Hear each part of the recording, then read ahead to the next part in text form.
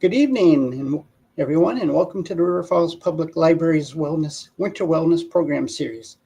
I'm John Parsons, and tonight we are joined virtually by Aimee Hess, who will share her son's journey living with neurofibromatosis, as well as her own experience writing a children's book inspired by their story. At the end of her presentation, she will answer questions, so if you have any, please submit them in the private chat there, and we will go through them at the end. So with that, thank you, Aimee, for joining us tonight. Hi, thank you so much. I am so humbled and honored to be here and bringing this to light because it's so important. Like you said, my name is Aimee Hess. I live in Buffalo, New York. If you're familiar with Buffalo, you know it's home of the cold and go Bills. Sorry, Packers fans. Um, I have two children. They're both teenagers now. So if you know anything about that, you know that I have the gray hairs popping out of my head daily. But one lives with neurofibromatosis type 1. I'm happy to share my story with you today. I do want to give a full disclaimer. I am not a nurse or a doctor, but I have learned about many things through all of these resources that I'm going to share with you, and I'm really happy to share it with you tonight.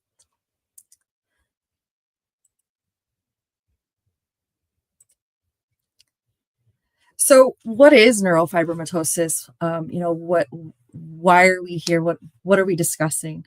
It was discovered by a gentleman named Frederick Daniel von Recklinghausen back in 1882, actually. He was a German pathologist, and he came across all of these things that led up to this word neurofibromatosis. Neuro meaning the nerves, and fibroma meaning benign tumors that grow in the connective tissues that we have. So that is where neurofibromatosis stems from. Discovered as a genetic disorder actually in 1990. But what I've learned is that it could also be stemmed from a non-genetic form. They've always called my son a genetic mutation because it was never found in my family. So, fun fact about that.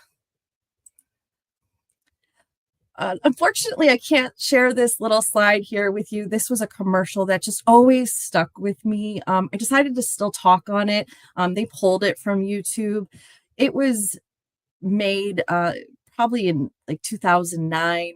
And it was this really cute commercial that the Children's Tumor Foundation came out with, and it was how to pronounce neurofibromatosis. Super cute. Sadly, it's not available on YouTube anymore.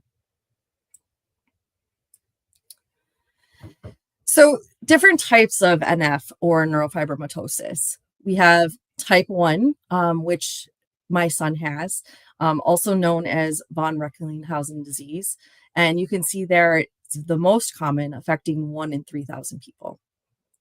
With NF1, you can have 2 or more of the following symptoms. We'll talk more about symptoms on the next slide, but usually it's presenting with 6 or more café-au-lait spots. And those are those coffee colored spots that are very flat. There's no lumps or anything on it. There's flat coffee colored round spots in various spots on your skin.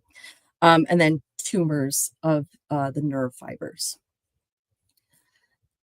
NF2 or neurofibromatosis type 2 is the less common form, affecting 1 in 25,000 people. That is the most serious form out of the two. That causes multiple brain tumors, spinal tumors. It can cause deafness, blindness, spinal cord compression. It's very serious. And then we have schwannomatosis, and that's the rare form of the 3, affecting 1 in 40,000 people. And that has a combination of all of the symptoms. It's just the tumors are in different spots of the body.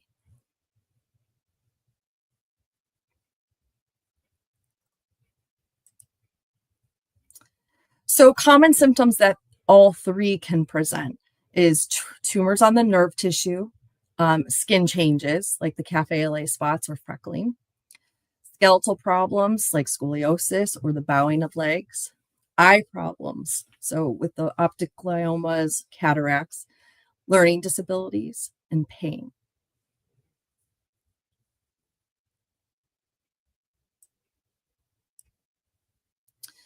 Treatment and management.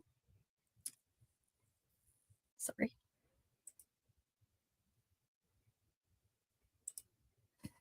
There's surgery that can be done to remove tumors, especially if they're adhering daily life. Sometimes the tumors can grow very large and they are typically benign, but they can really affect people in their daily lives just to do normal things because they can get in the way. They can get very large. Radiation therapy is one of the more extreme treatments, but it is available. Physical therapy. I know for my son in particular, he went through a lot of physical therapy when he was a child. Pain management for those that are living in daily pain. And then just monitoring for any other complications. And typically you'll work with a neurologist for all these things.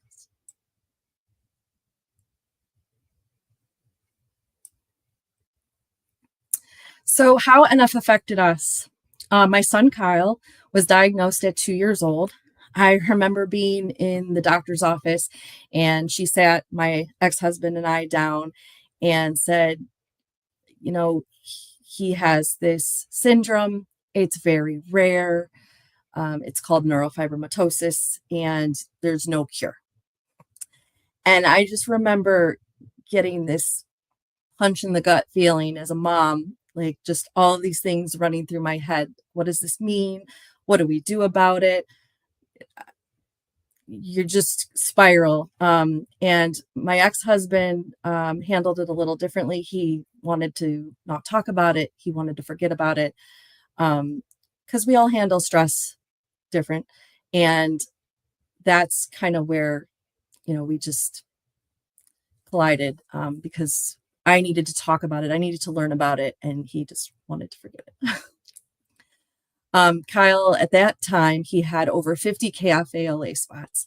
You didn't see them as well in the summer because, of course, he would tan up real nice and his skin color would turn and you wouldn't be able to see them. But in the winter, when in Buffalo here, we're all white as ghosts, you could really see them. They were very prominent. After he was diagnosed, he had to have brain MRIs every single year to make sure he didn't have tumors growing into his brain. He had benign tumors there. They were spots that they were watching to make sure that they didn't grow. And thank God they didn't. They are stable. And then after he turned 14, he was able to do the MRIs without sedation, which was so big for me because I remember when he was probably 3 or 4 and I brought him in for his MRI and the anesthesiologist came in and was ready to give him the medicine to, put him out. And he looked at me and said, "Kiss your son goodbye." And it was just the wrong terminology to say to an already emotional, scared mom. And I'll just never forget that. He also had speech delays growing up. So, we went through having a PT, an OT, and a speech therapist come to the house. This was preschool actually, and then into preschool. He had all 3 services and they were amazing. They worked with him every week for so long and they made a huge difference in our lives. And I'll never forget the help that we got from those therapists. He attended a specialized preschool to help him get kindergarten ready. We were actually very afraid that he wouldn't be able to be in a typical kindergarten class. But he went through a very new program at the time. It was called the Tomatis program, where they would actually have him listen to classical music for a set amount of time every day. And that was because he wasn't talking at 2 years old yet, or 3 years old, or 4 years old. And we believe that the Tomatis program was extremely helpful. And then just the teachers in general at that school were amazing. And it just helped immensely. And by the time he was done with preschool, he was talking up a storm.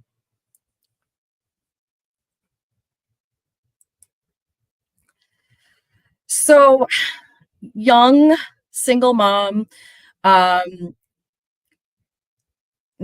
knowing what to do or how to understand what's going on with my son, I depended on help from social media a lot. There were many Facebook pages, web pages, all about neurofibromatosis, and the members on those pages helped me so much. You can see lots of posts, and it was so helpful throughout the years because, I didn't know what to do. I didn't know where to go. There wasn't a whole lot about it back then. There's so much more now, that I wish that was, I wish that they had that back then when Kyle was diagnosed in 2000. So 13. So I really wish that back then I knew what was going on. I am an independent self-learner. I like to really investigate things, to understand the whole spectrum of what I'm trying to learn. And I went right to the bookstore. I'll never forget this either. I went into the bookstore to look for a book on neurofibromatosis, and the gentleman behind the desk was standing there, and I had said, I'm trying to look for a book on NF. I'll take anything you have on neurofibromatosis. Can you direct me where to find that? And he looked at me and he said, "Isn't that the same thing as the elephant man's disease?" And again, as a young mom, scared and nervous and not knowing what to do, I stood there and I just cried. And that man probably was like, oh my God, he probably didn't know what to do with me at that point, but I'll never forget that. And I never walked into that bookstore again until recently. But as we all know, the Elephant Man, actually, his name is John Merrick. He was the subject of a 1980 film called Elephant Man, who was thought of to have neurofibromatosis, but he actually did not. He had a syndrome called Proteus syndrome, and he actually died in 1890. And he's got a very interesting story, but it was not enough.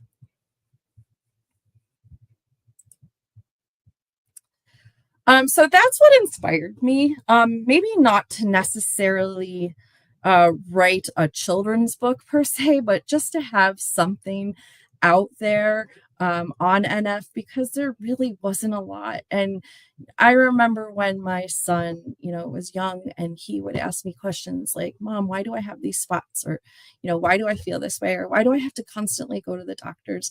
And there was nothing, or not a whole lot out there to be able to show him or give him or make him understand. I am grateful to say today that, he is 19 now, and he is doing so well. He does follow up with a neurologist. He really has minimal health issues. He's graduated high school. He works full time. He does have some struggles, which I'll talk about in a moment, but overall, I'm so proud of him. And, when I think about him and his journey, I get very proud of this book that I put out for kids with NF. I have made it available online for free, 100% free, so the NF community can read this to their kids and share it and feel good about what makes them uniquely them.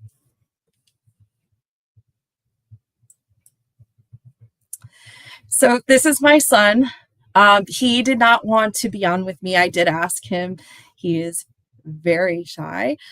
So he said, no, that's okay, Mom. The only thing he was not happy about was the pictures. He does not like pictures of himself, but I'm so proud of him. This is him getting his black belt. Then the picture of him graduating from high school. These are a couple milestones. Everything was later than it should have been, but he did it. At age 10, he finally learned how to ride a bike after so much practice. That's him at age 6, learning how to tie his shoes. He still struggles a little bit socially. They say that neurofibromatosis can mimic autism. They're not fully on the spectrum, but they do have those spectrum qualities sometimes. And my son definitely has some of those qualities. He does struggle a little bit with social interactions, but he tries and he does so well. And like I said, I'm just really, really proud of him. That's actually me and him. We went to Mount Rushmore together, and he likes to travel.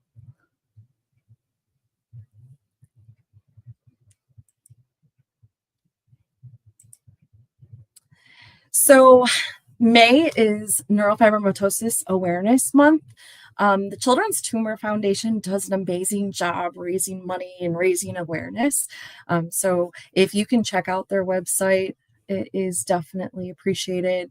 Any amount of money is appreciated for them. All of your donations go 100% to the Children's Tumor Foundation. You can, be sure that your money is well spent donating there. And if you can't donate, there's also opportunities to volunteer to be able to spread awareness and raise those funds. Those are my kids. That's my daughter, and that's Kyle way back in the day. I took them on one of the walks. It was super cute. They did all kinds of activities, and then they got to meet other kids with NF, and you see them eating food. I think that's my daughter eating a donut. And we've volunteered and then did the walks so many times. We're actually doing one this year. I'm really excited to be able to help out the Northeast Division. We're going to volunteer at Buffalo River Works this year, so I'm really excited about that.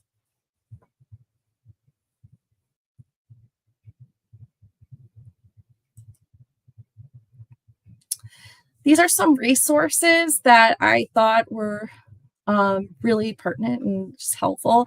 Again, the Children's Tumor Foundation is www.ctf.org. They put out all kinds of things. You can go on there and find a ton of information. The Neurofibromatosis Network, they're amazing. They will send out bulletins, and they have listings of events, and they have all kinds of resources. If you're confused about anything, it's a great website to go to. Inspire, that's another website that I really like and has a lot of information. There's my book there, and that website is where you can read it for free, no cost to you at all. And then I also have a Facebook page, and I appreciate any comments or questions on that page.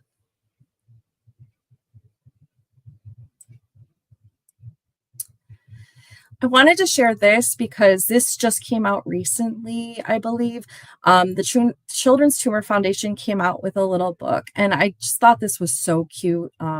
It's called Café-au-lait, the story of NF1 and my special spots. So just another resource that I thought was great for kids.